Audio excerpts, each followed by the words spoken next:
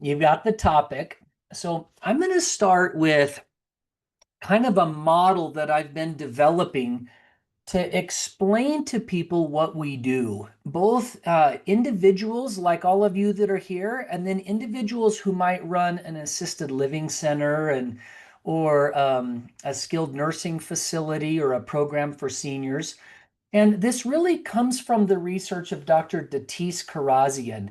He's been a mentor of mine over the years and have really appreciated what he's done. So I took this model. This is his idea of this model, but I've totally changed it to fit what we do. So I just want to give him credit for getting the thinking going.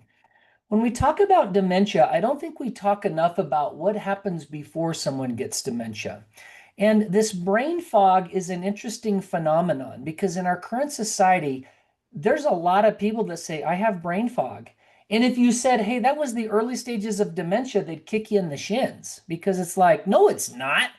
And but it's this feeling where people feel slow and they're kind of foggy and they don't focus and don't have good attention and they kind of get brain fatigue. Well, then it moves past kind of to this functional diagnostic thing where people say, hey, you have ADD, or you have terrible depression and anxiety, or PTSD, or you have other neurological symptoms like ringing in the ears or peripheral neuropathy. As the brain deteriorates, then it leads into these aggressive illnesses where there's an actual diagnosis like Alzheimer's or Parkinson's disease. Or when someone has those diseases, they deteriorate into sundowning, or they have severe disability and they can't speak anymore, and they have this blank stare and they look right through you. So, the reason I'm using this model is I want people to recognize that the current medical environment throws medicines at people. We give them a prescription, and when we give them a prescription, no one gets better. All we really do is calm a symptom. But at a Mind for All Seasons, we think there's little teeny things that can be done over time that ratchet back the symptoms. So maybe they don't sundown as often. Maybe they are more functional. They're not as depressed. Maybe they can walk a little bit better or get out of a wheelchair. Eric and I have had a number of experiences over the last 10 years where someone starts doing little interventions and they get out of bed. They start walking. Maybe they don't fall as much. Maybe their speech is better. Maybe they recognize their daughter. And each time we compare back these symptoms, we don't necessarily reverse dementia, but the patient and the client becomes more functional. And that's the goal. We don't have to solve every problem to make people's quality of life better. We want to make them a little bit more functional. So I'm going to talk more about this model as we move forward. And today I'm just going to talk about maybe one of those little teeny pieces that pull back the curtain a little bit and help us get better is thiamine. So if you just Google thiamine, you'll see the chemical structure here on the left. And if you Google thiamine, it'll say thiamine is a nutrient that the body needs in small amounts. Now, I think that's important to identify there. We need it in small amounts, but that doesn't mean anything. Small, what does that mean? Does it mean we need 1 milligram or 10 milligrams or 5 milligrams, or do we only need it once a week or once a month? What does small mean? So even when you read definitions, you have to look at the nuance because I'm going to talk about high dose thiamine. And in the context of recommended dietary allowances, you're going to feel like, hey, this is a little aggressive, but there's a reason behind that. So let's talk through this. If you start really looking for research about thiamine, you'll read some interesting articles. So I'm going to give you kind of a fun article that I read as I prepared this. Look at the title, How Killer Rice Crippled Tokyo and the Japanese Navy. So years ago in the 1800s, everyone was sick and they couldn't figure out why they were sick. It was kind of a scurvy-like relationship. You guys remember the story about scurvy? That sailors would get really sick because they didn't have vitamin C, they didn't have citrus fruit. Well, this is a different scenario, but similar, right? These are people who are not necessarily sailors, but they're all getting sick. Look at some of the articles from this. There was an emperor in Japan who had this ailment. It happened off and on his entire life. He had this leg pain, they called it kake, K-A-K-K-E. And this leg pain, and the best I can see, I think it was a neuropathy. He had this electric like feeling in his legs. They hurt all the time, and they identified it came from fine, polished white rice. Now, pay attention to that because I'm going to talk about processed foods and how that reapplies in our day. In that time, gleaming white rice was a status symbol because it took a lot of work to polish the white rice. The poor people had to eat the brown rice, which included the husk, the hull, and the whole rice capsule. But the wealthy people could afford to pay a laborer to beat the hull off and get this rice so it was fine and white and polished, but they got sick. And they realized this is a problem because when you remove the outer layers of the grain, you also get rid of the nutrients in that. You get rid of thiamine or vitamin B1. So this ended up affecting the wealthy people as well as the armies who were eating polished rice, and they all got sick, right? They called it cocky. Well, in other parts of the world, it was called beriberi. So I'm going to tell you why I came to the conclusion I want to participate in this. One of our colleagues at A Mind for All Seasons' name is Matt Fisher. You probably know him because you've attended his office hours. He sent me an email not too long ago and said, hey, one of our good friends, Hal, has been really looking at vitamin B1 in high dose. I'm going to send you a copy of the summary. I want to get your opinion. And so I started looking at it.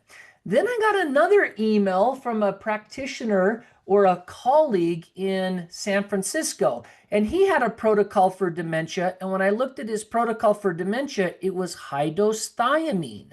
And it was two forms of thiamine. One was called Thiamax, and the other one is called benfotiamine. And not only was it high dose, it's really high doses. They're using two different forms of it in high dose. This was their dementia protocol. And I thought, well, how interesting is that? So as I started researching it, I bought this book called Parkinson's and B1 Therapy. This is written by a woman with Parkinson's disease who had such a remarkable benefit with vitamin B1 that she wanted to better understand it. So she wrote a book.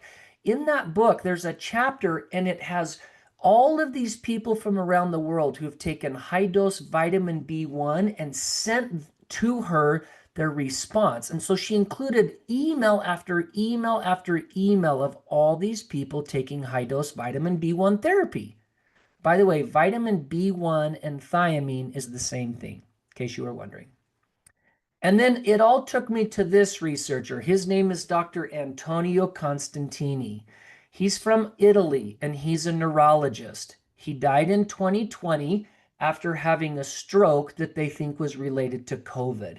He was aged when he passed away, but he maintained an archive of over 2,500 patients with Parkinson's disease and other neurodegenerative diseases that he treated with vitamin B1 or high dose thiamine. And I want to show you what I found as I was researching this. Someone is currently maintaining his website, and it's very simple. It looks like this. This is his homepage, and the website address is highdosethiamine.org. And if you look at this website, you can click on that link right there that says video. And if you click on that link, I want to show you what happens. I recorded a little video and put this in here, and I'm just going to talk you through it, but you'll see my cursor. I'll talk you through this. So you click on the video link right there where my mouse is, and then he has two links. One is Parkinson's disease symptoms, and the other one are interviews with patients. And it takes you to his YouTube page. And look at this. Page after page after page are patients who used high-dose thiamine for the treatment of their Parkinson's. That's amazing. Now, I want to point something out here. You could be a skeptic and you could say, well, show me the research. Here's his research. He's got hundreds of videos of patients that he's taken care of. Now, the interesting thing is these are all in Italian. So I speak fluent Spanish. which means that because Spanish is a Neo-Latin language and Italian is a Neo-Latin language, I can kind of understand some of what's being said. Not all of it, but some of it. But all you have to do is push play and watch the videos, and you see all these Parkinson's patients walking across the room and their hand tremors, and you'll see these statements. So look at this right here. This guy right here, it says this is patient 2 before therapy. And then this next page right here says this is patient 2 after therapy 40 days after starting thiamine. And so I'm going to play these videos. And I've turned the sound off because it's all in Italian. You can't really understand it, but I just want you to observe these patients. So here's the first one when I click and watch this video, and you can go to his website and watch it. Here's the patient. Look how he stands. He's kind of cockeyed when he stands. He's walking over. Look at his face. That's kind of the mask face of Parkinson's. And then watch his hands.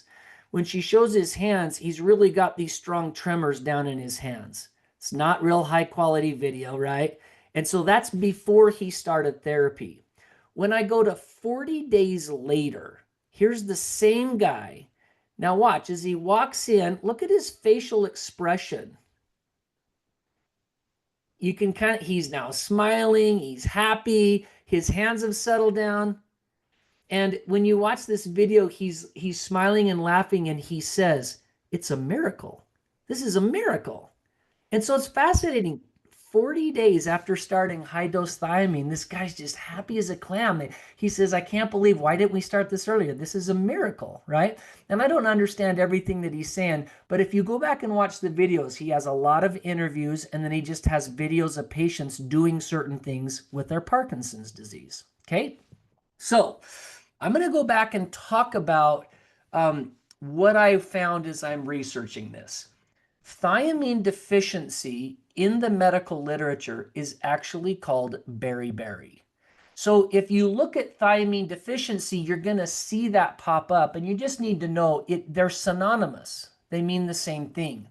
And beriberi has been divided into really 4 categories. It's all the same disease, but there are manifestations based on body symptoms. So the first one is called digestive or gastrointestinal beriberi. And it's where people have a loss of appetite. They don't swallow good. That's called dysphagia. They all lose weight. Many of them have nausea or vomiting or diarrhea or bloating. Now think of many of our Alzheimer's or Parkinson's patients. They trend into this period of time where they stop eating. They lose weight. We're doing everything we can to feed them calories, and they don't do very well. Think of the percentage of people that you know that have irritable bowel, upset stomach, acid reflux. They feel bloaty. Now it makes you think, do they have a form of thiamine deficiency? Another caveat is called wet beriberi in the medical literature, and that's actually a cardiovascular manifestation. Wet beriberi is basically congestive heart failure, where individuals get short of breath and they get lower extremity edema and their heart rate starts going up and they just complain of horrible fatigue. Now think of that in the context of our clients. Many of our seniors have congestive heart failure, lower extremity edema, and the rates of fatigue are just unbelievable. Okay? Dry beriberi is considered the neurological or the neuropathic. These are people who have neuropathy. They got burning pain, achy legs, their muscles feel crampy. If you test them, they have muscle weakness and they've lost their reflexes. Their muscles atrophy, and they get a form of ataxia, which means when they walk, they're discoordinated and they're at high risk for fall and they lose their balance. Starting to sound familiar? God, it seems familiar to me. The last one is kind of a cognitive beriberi. It's also a form of dry or neurological. Some literature combines these two, but this is more specifically the Wernicke's encephalopathy or the Korsakoff dementias. These are the syndromes where people have advanced dementia. They also have ataxia and a lot of confusion, And this is the form of dementia that seems to be really associated with alcohol use.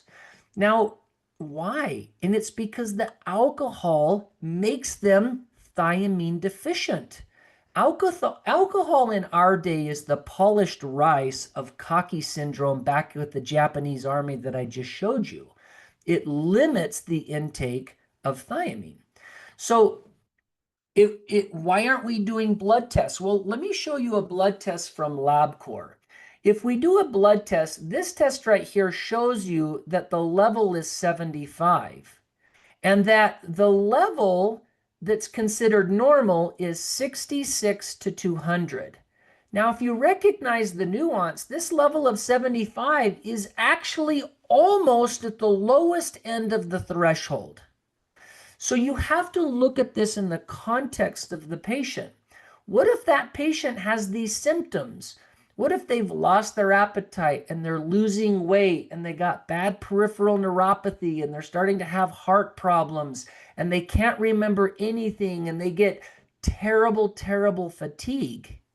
And then you look at their history and you say, oh my gosh, they also used a nightcap of alcohol every night and they're on medications for their stomach. They've had weight loss surgery in the past, or they've got chronic diarrhea or Crohn's disease that would make it so they can't absorb B vitamins very well. Maybe they have a processed food diet like that Japanese emperor we talked about, where they're eating highly processed foods like polished rice, and they're getting the majority of their foods from McDonald's or Taco Bell, where everything's been processed, or they're on diuretic medicines. Can you see my point? So now this 75 that falls on the really low end of thiamine, and they have all of these other symptoms, you start thinking, oh my gosh, they've probably got a form of beriberi or thiamine deficiency. And what adds to the consternation and complexity is this test of thiamine is not approved by the FDA. It's not covered by insurance. So many of your doctors are never going to run a thiamine level. And if they run it and it falls within the normal levels, even though the patients have these symptoms, it's going to fall on deaf ears. The doctor's going to say, well, it's normal, nothing to see here. And that means we're going to miss an opportunity to make someone's life a little bit better. So why don't we treat more aggressively? Why aren't we using it? Maybe it's this junction between it's kind of risky, or is it very safe? Maybe it's super expensive and the cost to benefit ratio skews away from us doing any treatment. Well, I can tell you that currently there was a medicine that was approved for Alzheimer's disease about 2 years ago, and the treatment annually is $100,000 per year. And so I think the cost to benefit ratio is horrible for that medicine. If a person has Parkinson's disease and they start losing their independence and they can't walk and they got muscle stiffness, what's it worth to them? Are they willing to say, hey, is it risky? What's the cost? What could I do? So let me keep going and talk about the science. There's another great book called Thiamine Deficiency, Dysautonomia, and look at this title, High Calorie Malnutrition. Have you ever heard of that before? See, we're accustomed to thinking in our society that malnutrition means that you don't have enough food to eat. Well, we live in a society that has food coming out our ears and it's all junk. Most of the world eats out of the local gas station. They go to Buc-ee's or Maverick, or they go to the Quick Mart and they get a soda pop and a processed hot dog, or they get a tornado on the ring and a frozen burrito. My friends, that is what this book refers to as a high calorie malnutrition episode.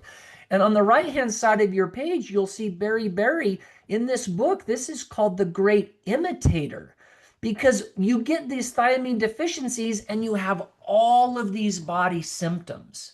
Well, it's really hard to piece this together when you go to a cardiologist who's only looking at your heart, and a neurologist and she's only looking at your neurological health, and you go to a GI doctor and they're only paying attention to your gut, and you go to your family practice doctor and a psychiatrist. You see my point. Each one of these specialists sees a very small part of your body. And beriberi and thiamine deficiency is a great imitator because it affects your GI and your heart and your neurological, and you get neuropathy and your mental health goes south and you get dementia. And so doctors are not putting this together because we're not looking at the big picture. So Dr. William Osler says the best physicians treat the disease, or good physicians treat the disease, but the best physicians treat the patients who have the disease. Because the doctors are going to look at that patient, they're going to try to put all of their symptoms in context, and they're going to look at their lifestyle and say, okay, this is kind of where I think all of these pieces link together. So let's talk about what is actual high dose. Let me explain what this means. So again, thiamine is the same thing as vitamin B1. Well, most of you on this call probably take a complex B vitamin. So you're thinking, well, I've covered it. I'm on a B vitamin. It's in my B complex. If you go back and look at what the Food and Drug Administration listed as the recommended dietary allowance, the recommended dietary allowance is the average dietary intake that you need to have of a specific nutrient to be considered its sufficient amount. I've got a sufficient amount of that nutrient. And look at this, the dose of thiamine in an adult is 1.2 to 1.5 milligrams per day. So if you're following the current research, now when I say current, I'm saying it tongue in cheek, because the research for the recommended dietary allowance is now 75 years old. And I guarantee you that none of you are working on a computer that was built in 1950. But that's the data that we're using to make determinations about adequate amounts of thiamine. And if you go back and read about the Japanese army, they all got beriberi or kaki because they were eating processed rice. That's kind of interesting. So recommended dietary allowance. Let me give you a little bit of background. The claim always is it's based on scientific evidence, rigorous scientific review, evidence-based. And my point is, yeah, it's 75 years old. We don't have updated reviews on vitamins and minerals. People don't hardly study that anymore, right? We're studying drugs that we can get a patent on and make billions of dollars. Recommended dietary allowances were targeted towards healthy individuals. We're not looking at the disease. These were saying, how much does it take a healthy individual? How much vitamin and mineral does it need to stay healthy? These were not based on diseased patients. So that's part of the issue. And I'm going to talk about how much you actually need here in a minute by looking at that bell curve. Recommended dietary allowances vary by age, gender, and the stage of life. And they're very clear about saying nutrient needs differ across the population and genders and life stages. Well, I just showed you data that seniors start losing weight and they get muscle weakness. So the recommended dietary allowances are supposed to accommodate different age groups, but they don't. They just say an adult, and an adult is a 20-year-old male and an 89-year-old male. And so they say, well, it accommodates age groups, but honestly, they do not. What about those with special needs? What about those people who have Crohn's disease or ulcerative colitis or irritable bowel? What about a senior who had a gastric bypass surgery so they could lose weight 30 years ago? What about an individual who's had 2 glasses of bourbon every day for the last 40 years? Should they be getting more? Well, the RDA says they should, but they don't accommodate for that. And the last one is there's a recommended individual intake to ensure adequacy. If you want my opinion, this is a crock of bull. The RDAs are antiquated and obsoleted. They don't mean jack squat in today's era, especially in a group that is so diseased and has so much chronic illness. I can tell you from personal experience using high dose omega, high dose vitamin B12, high dose magnesium. All of these higher dosing than what the RDA says, people do better. Okay, so let's talk about what's nutritional adequacy. When I showed you that lab of thiamine, they gave you a high and a low level. So we should take that high and that low level and make sure we're always at least above the 50th percentile. We don't want to sit on the low side. And when it comes to thiamine, we probably want to sit clear down here amongst the 90th or the 100th percentile. Maybe even we want to be off the charts if we have Parkinson's or Alzheimer's disease because it's so freaking safe. You're not going to create a problem. This is not like taking a narcotic where too much causes respiratory distress and you die. This is a vitamin where if you take a little too much, you flush it down the toilet when you go to the bathroom. No one cares about that, right? And so if we look at this graph again, you'll see that if we go check this at LabCorp and we check a level and our level is only 75 and we have all of those illnesses that we just talked about, chronic fatigue, we don't sleep good, our legs ache, we got no energy, we got high blood pressure and we're having lower extremity edema. My gosh, you need to be taking this so you bury the high level. You need to be 200 or 300 or 400. Put that level way above the threshold and see if your symptoms get better. That's what Dr. Constantini did with all of his Parkinson's patients. And you saw their body language. This is a miracle. I can't believe how much better I feel. So, what is the most common reason for a deficiency? Well, I can tell you that in modern day, the most common reason is alcohol misuse. Alcohol is a toxin and it limits vitamin B12, all of the B vitamin absorption from the stomach. Another really common one is we live in a society of processed foods. Just like the emperor in ancient Japan could afford to pay for polished rice by the peasants who beat the hull off of the rice so they could have white rice without the fiber. We live in a society that eats white bread, white pasta, Pop-Tarts, bagels, waffles, cookies, Oreos, all this processed food. And then we're told, well, it's been fortified. The USDA fortifies it with 1 milligram of thiamine. Oh my gosh. It doesn't do anything, right? Another thing that happens is in our society, so many people have stomach problems. Many have had stomach surgery. Many have had gastric bypass. Maybe they've had part of their small bowel removed because they've had colon cancer. Other individuals are on medicines like acid reflux medicines or diuretics because they got high blood pressure. Yet others have chronic irritable bowel and diarrhea and constipation. So the GI tract doesn't function very well in the beginning, so they can't absorb it. I want to tell you a story specifically about a stomach stapling.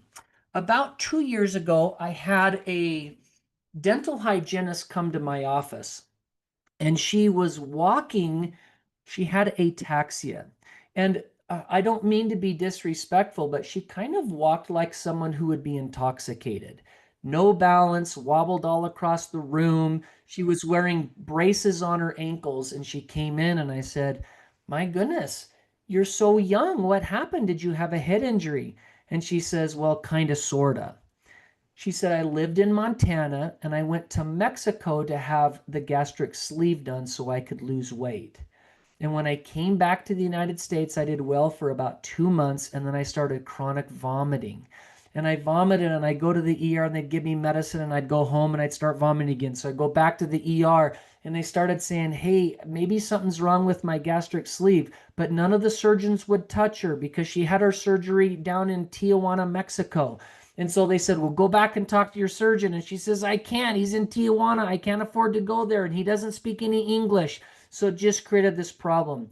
After a short period of time of back and forth to the ER 5 or 6 times, she had a seizure, fell into a coma, and was in a coma for 2 months. She came out of the coma. Her husband died in a motor vehicle accident while she was in a coma. I mean, this story doesn't get any worse. And so she moved to the sleepy little town of Pocatello, Idaho, where I live, and I became her primary care provider. And she told me that she was diagnosed with a thiamine deficiency, and that's what caused her ataxia and her seizure and led to all of her neurological problems. That was my first significant clinical experience with beriberi. And that was a neurological. She is still my patient to this day. I debated putting a copy of her progress note on this just so you could see that I still follow her closely. But what a tragedy. Eric and I have a client that has lived in New York, and this client has complained of chronic fatigue since I have known her. She had a GI surgery, and I look back after doing this research and think, my gosh, I bet she had thiamine deficiency. And if I was better and had better understood this, maybe we could have helped her quality of life and ratchet back some of her symptoms. Why is thiamine so significant? Well, I got to wax scientific for just 2 seconds with you because I train doctors and I want doctors to understand this piece. Every red circle that you see is a place where thiamine interacts with the Krebs cycle or the citric acid cycle so that you can make ATP and have energy. If you have a thiamine deficiency, you block all of these pathways and then you can't have energy. That's why fatigue and neurological issues like brain fog and memory loss are such a significant part of this. The best research article I've read in the last 2 months about this, besides the book, I've read those books that I shared with you, was this article called Hiding in Plain Sight, Modern Thiamine Deficiency. And I want to read this last paragraph right here. It says, with an average diet and even a poor one, it's not difficult to meet the daily needs of thiamine, right? So everyone on this call probably gets the recommended daily allowance of thiamine. But it's been observed across multiple patient populations that thiamine deficiency has an incidence ranging from 20 to 90%. I'm going to say that again. The research shows that somewhere between 1 in 5 and 9 out of 10 people have a raging thiamine deficiency. This suggests that the recommended dietary requirement may be insufficient to meet the demands of modern living, insomuch as thiamine deficiency syndromes pose a great risk for chronic illness, chronic morbidity, and if left untreated, mortality, that means death. A more comprehensive understanding of thiamine chemistry relative to energy production, modern living, and disease will prove useful. That's such a powerful paper. It goes on to say, I'm going to read the part in blue. Decades of research data discussed later in this paper suggest that it is not, and it is not and find overt deficiency in large swaths of patient populations not designed as being at risk via familiar parameters. What that means is that we have huge groups of people complaining of these symptoms that I talked about earlier: peripheral neuropathy, chronic fatigue, leg cramping, memory loss, huge swaths of these populations, and we're just basically oblivious to it. So in blue, indeed, they are more likely to be overfed, sometimes obese, and to consume sufficient thiamine based on RDA values, but they're still deficient. Okay? So interesting, that article. So let me shift real quick. We've got just a few minutes left. How would you treat it? I've tried to frame the problem. Part of the problem is processed food, alcohol, and the current environment we live in. And then part of the problem is we don't look for thiamine levels, and we don't generally understand. I don't think I understood the importance of thiamine. So how would we then treat it if we're going to understand this might be part of the problem? What's the treatment? Let me show you treatment interventions. If I do a Google search for thiamine, the least expensive thiamine product is called thiamine hydrochloride. So you'll see these pictures right here where the arrows are. Look at the cost. $7.39, $5.50. It's the least expensive. They're water soluble. They would be effective. Okay. You can get injectable thiamine like you see on the left-hand side of my screen. That's called parenteral thiamine. And I'm going to talk about why you might choose to do a shot versus not doing a shot. There's forms of lipophilic thiamine, which means that when you take it, it might have better penetrance into the tissue. When we measure a thiamine level, we're really just measuring what that level is in the bloodstream. But we might want to know, oops, sorry about that. We might want to know what the thiamine level is in the brain, in the tissues, in the legs. And so a lipophilic thiamine seems to have better penetrance into the tissues, like benfotiamine or sobutiamine, phosphotiamine. There's a whole bunch of them out there. And then there's some diphosphates. And I'm not going to talk about those in detail because those actual supplements are a lot more expensive, and I don't think they're necessary. I think you can do this very cost effectively. So let's talk about what high dose is. I'm going to remind you, the Food and Drug Administration, says the recommended daily allowance, that makes it sound like you can't go above your allowance, is 1 milligram. Okay. Well, look at this. This thiamine injection is 100 milligrams per mil. That's what it comes in. So that would be 100 times the recommended dietary allowance. And so the dosing of this would be 100 milligrams twice a week. You'd give someone a shot, and then you would monitor to see if they had any side effects. Well, why would I choose to do a shot? I just showed you the oral thiamine that you can buy on Amazon. Well, because we have some people who are just less reliable with taking medicines, or maybe they're taking a handful of supplements and they don't want to add another, but they would be willing to take a shot once or twice a week. Individuals who've had some form of GI surgery and they don't absorb nutrients, I'd give them a shot. What if they've got chronic acid reflux or diarrhea or irritable bowel? Give them a shot. What if their symptoms are really severe, like this ataxia that I've talked about? Severe neurological symptoms, or severe neuropathy, or leg pain, or very advanced dementia. Be aggressive in the early stages and give them a shot. Let's be ambitious about this. Let's make a difference. So let's go to the next one. What if I wanted to buy oral? These are cheap. 10 bucks, 5 bucks, 7 bucks, 15 bucks, depending on what you buy. Look at the dosing. On the left-hand side, this is 100 milligrams. Here's one that's 100. Here's one that's 500 milligrams. Well, remember, the FDA says that the recommended daily allowance is 1 milligram. So this B vitamin is 500 times recommended dosing. Okay? So what would the protocol be? The protocol, I would recommend someone start 500 milligrams every day for 1 to 2 weeks. And then they raise the dose to 1,000 milligrams every day for 1 to 2 weeks. And then they go to 1,000 in the morning and 500 at lunchtime, and they monitor for side effects. Well, I've talked about this a lot. What's the side effect? For the majority of the individuals, all the research that I could find, for the majority, they say there is no side effect. But there's a small group of people that feel like you just gave them a big dose of caffeine, and they get jittery. They have kind of this nervous energy. And so the recommendation is to not take a big dose at nighttime, because if you take it at nighttime, people might not sleep very well. So you see in this protocol where we're using 1,000 milligrams in the morning and 500 at lunchtime, it's so that it gets metabolized and it doesn't keep people awake if they get that nervous, jittery feeling. Okay? So that would be if we're using thiamine hydrochloride, right? Well, what if we were using one of the lipophilic brands, the stuff that penetrates a little bit better in the tissue? Then the recommendation would be, so look at this. This one is a 100 milligrams, and this lipophilic benfotiamine is 300 milligrams.